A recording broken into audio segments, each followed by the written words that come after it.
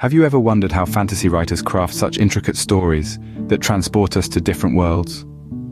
This remarkable feat begins with a tiny kernel of an idea, a concept we lovingly refer to as the story seed.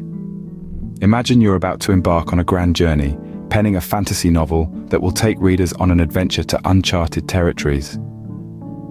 Your enthusiasm is palpable, but hold on a moment. Before you dive headfirst into the world of plotting and world building, let's take a step back.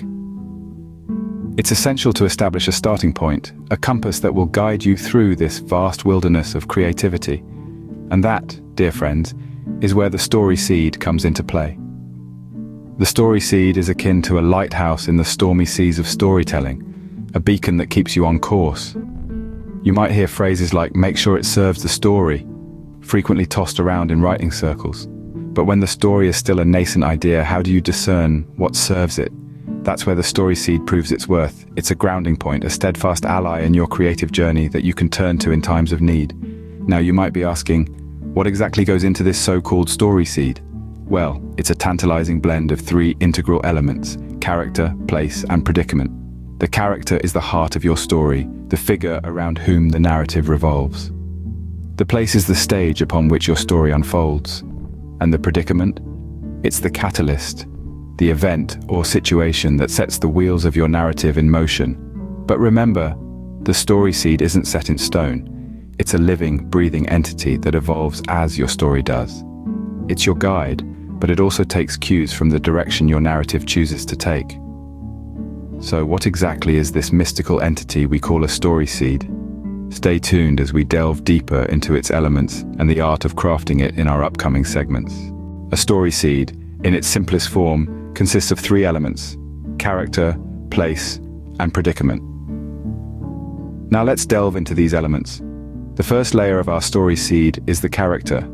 This is your protagonist, the heart of your story.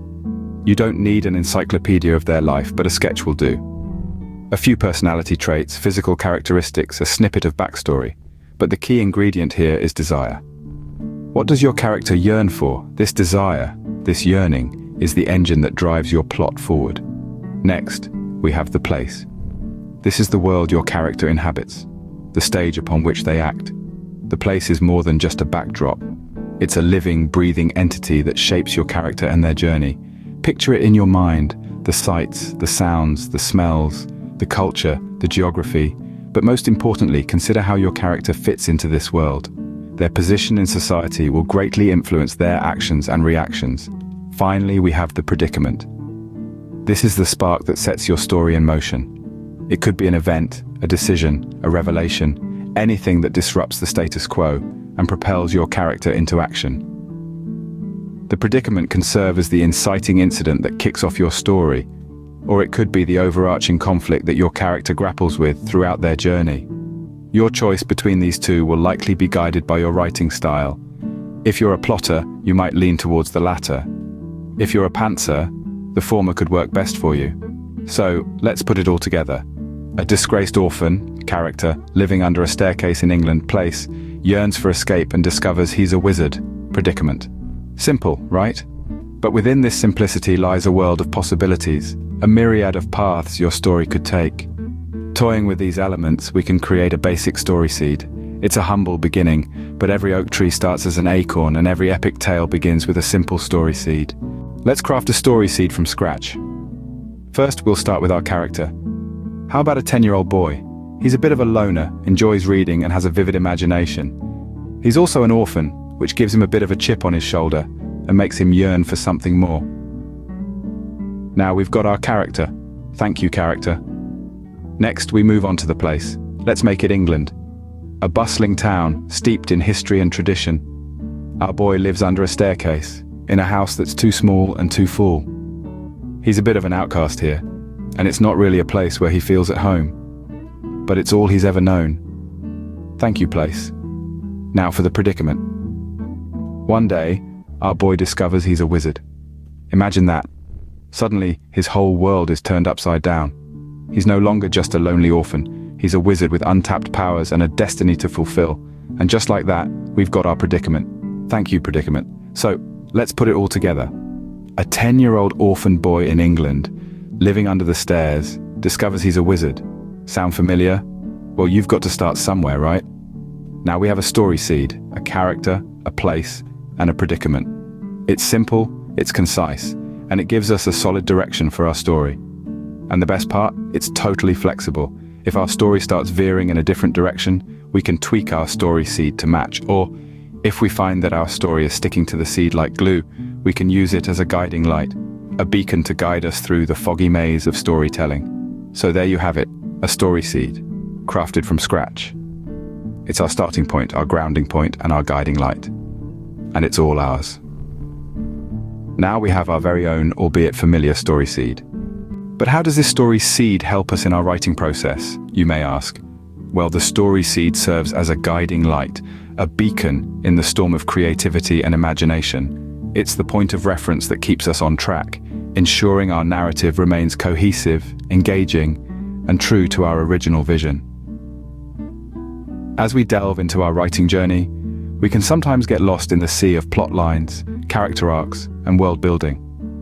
It's here that our story seed proves its worth.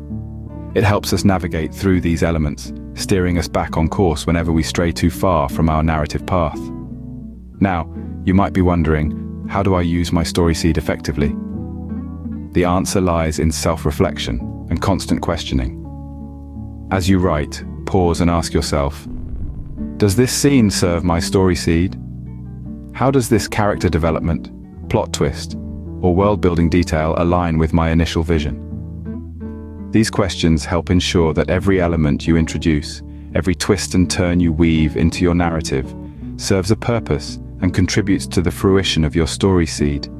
They prevent you from adding irrelevant details or unnecessary subplots that might confuse your readers or dilute the impact of your story. And what about world building?